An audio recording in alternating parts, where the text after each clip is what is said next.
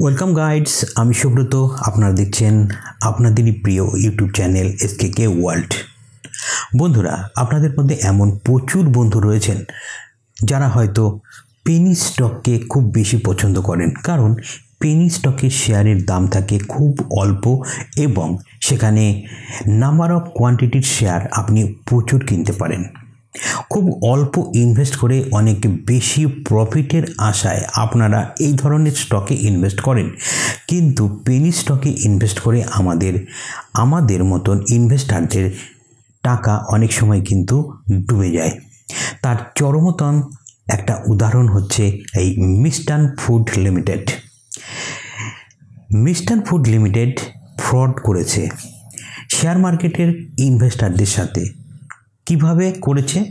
তারা তাদের যে শেয়ারের যে সমস্ত তথ্য সেবিকে দিয়েছে সেগুলোকে ম্যানিপুলেট করেছে, আর যার ফলে সেইটা যখন ধরা পড়েছে, সেবি যখন তাদের কাছে বিভিন্ন রকম তথ্য চেয়েছে, তখন তারা আর সেই তথ্যের এগেনস্টে সঠিকভাবে সব কিছু দিতে পারছে না, যার ফলে সেই স্টকটির শেয়ারের প্রাইস এখন প্রতিদিন লোয়ার সাইকেল ব্রেক করছে, যার ফলে এই স্টকটির ভেতরে যারা ইনভেস্ট করে রয়েছেন তাদের টাকা আর আপনারা হয়তোবা ফেরত পাবেন না। ঘটনা হচ্ছে, আপনি যদি ফান্ডামেন্টাল রিসার্চ করা খুব ভালো মতো জানেন, তাহলেও এই ধরনের ফ্রডকে আটকাতে পারবেন না।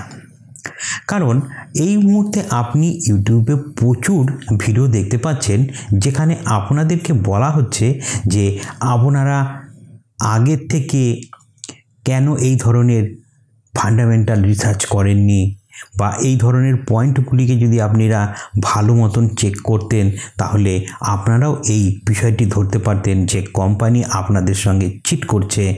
তারা তাদের সমস্ত রিপোর্ট, সমস্ত ডেটা যেভাবে আপনাদের সামনে প্রেজেন্ট করছে সেগুলো সঠিক নয়।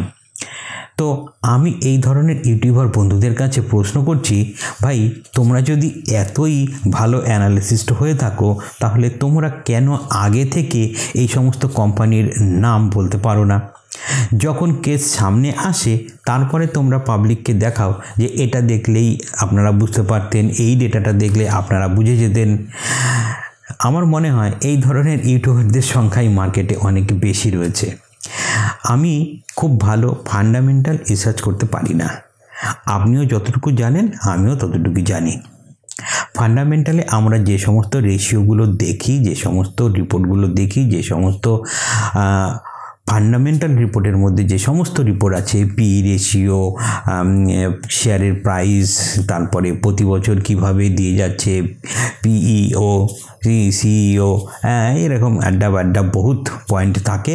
সেই সমস্ত ফান্ডামেন্টাল রিপোর্ট চেক করে নিলাম, কিন্তু তারপরে এই ধরনের ঘটনা কিন্তু ঘটেই চলেছে।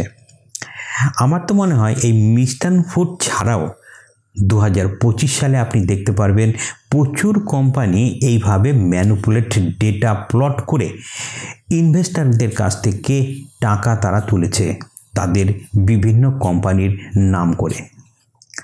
আর এই ঘটনাটা হওয়া খুব স্বাভাবিক, কারণ আমরা অনেকেই রয়েছেন যারা ঠিকঠাক না বুঝে না শুনে বিভিন্ন মানুষের মুখ থেকে শুনে বিভিন্ন সোশ্যাল মিডিয়ার প্ল্যাটফর্মে বেশ কিছু সুন্দর করে থাম্বনেল দেখে বা বেশ কিছু ইনফ্লুয়েন্সের কথায় উপলব্ধ হয়ে লোভে পড়ে এই ধরনের ছোটোখাটো কোম্পানিতে ইনভেস্ট করে দিয়েছি, আর যার ফলে আমাদের সেই সমস্ত টাকাগুলো হয়তোবা আর আমরা ফেরত পাওয়ার সম্ভাবনা খুব ক্ষীণ।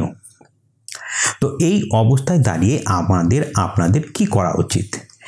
আমার মতে যেটা সব থেকে বেশি করা উচিত সেটা হচ্ছে, আমরা যে সমস্ত লাইনের সঙ্গে যুক্ত, আপনি একটা লাইনের সঙ্গে যুক্ত হতে পারেন, উনি আরেকটি লাইনের সঙ্গে যুক্ত হতে পারেন। এই ধরনের বিভিন্ন লাইনের সঙ্গে যুক্ত যারা রয়েছেন তারা তাদের ফিল্ডের বিভিন্ন রকম পজিশনের যে সমস্ত কোম্পানিকে তারা ভালো মতো বোঝেন, নাম জানেন, সেই সমস্ত কোম্পানিতেই ইনভেস্ট করা উচিত। 1 নাম্বার। 2 নাম্বারটি কি? 2 নাম্বারটি হচ্ছে যে সমস্ত বড় বড় কোম্পানি রয়েছে যাদের মার্কেট ক্যাপ 1000 করোড়, 500 করোড়, এই ধরনের কোম্পানিতে আপনাদের অবশ্য ইনভেস্ট করা উচিত, কারণ সেই সমস্ত কোম্পানি অনেক বড় আর সেই সমস্ত কোম্পানির শেয়ারের দামও যেমন বড়, সেখানে প্রফিট হওয়ার সম্ভাবনাটাও অনেকটাই বেশি, কিন্তু লস হওয়ার সম্ভাবনাটা অনেকটাই কম। তাই অবশ্যই আপনাদের সেই ধরনের কোম্পানিকে চুজ করা উচিত। যদি আপনি খুব ভালো ফান্ডামেন্টাল রিসার্চ করতে না জানেন, তাহলে আপনি অবশ্যই কখনোই এই ধরনের ছোটোখাটো নাম না জানা বিভিন্ন কোম্পানিতে ইনভেস্ট করা একদম বন্ধ করে দিন। 3 নম্বর যে পয়েন্টটি, সেটি হচ্ছে আপনি যদি ইনভেস্টর হন, আপনাকে অবশ্যই চার্ট অ্যানালাইজ শিখতেই হবে। তাহলে এই ধরনের ফ্রড থেকে বাঁচতে গেলে আমাদেরকে যেটা শিখতে হবে সেটা হচ্ছে সবার প্রথমে শিখতে হবে চার্ট রিডিং। সবার আগে আপনাকে খুব ভালোভাবে চার্ট রিডিং করা শিখতে হবে। সঙ্গে আইভি নিয়ে আপনাকে সব সময় সতর্ক থাকতে হবে এবং আপনাকে মোটামুটি 40 to 50% ফান্ডামেন্টাল অ্যানালাইসিস করাটাও জানতে হবে। আর এই সমস্ত প্যারামিটারগুলো যখন আপনি কমপ্লিট করে ফেলবেন, তখন আপনার কাছে যেটা বিশেষ দরকার পড়বে সেটা হচ্ছে একদম মার্কেটের প্রেজেন্ট ডেটা কালেক্ট করা।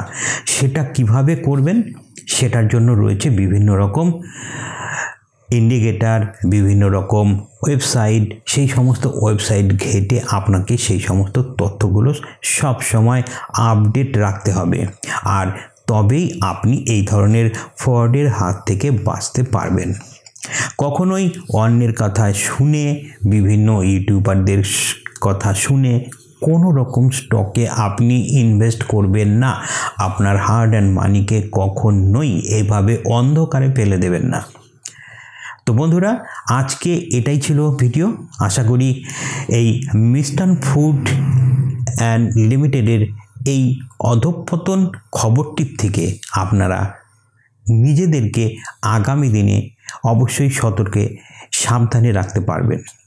দেখা হবে নতুন ভিডিওর সঙ্গে। আর এর পরে যে ভিডিওটি আসবে সেটি হবে টেকনিক্যাল একটু অ্যানালাইসিস আপনাদেরকে শেখানোর চেষ্টা করব, যার সাহায্যে আপনারা ট্রেডিংয়ে অনেকটাই সুবিধা পাবেন। দেখা হচ্ছে পরের ভিডিওতে। ভালো থাকবেন,